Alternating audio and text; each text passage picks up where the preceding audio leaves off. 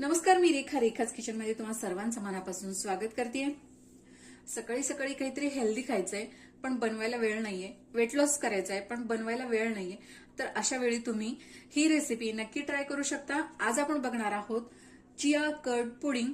बनवायला अगदी सोपं, खायला मस्त टेस्टी, वेट लॉस पण होईल आणि वेळेची बचत पण होईल।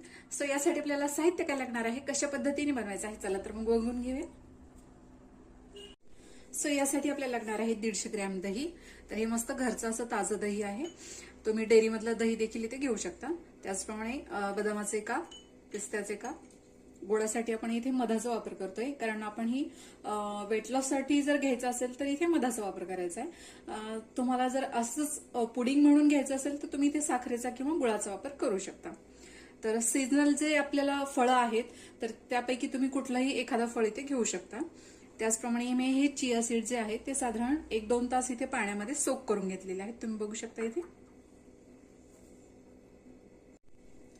तर सर्वात आधी आपण दही थोडंसं फेटून घेणार आहोत, ज्यामुळे दही मस्त असं क्रीमी तयार होतं।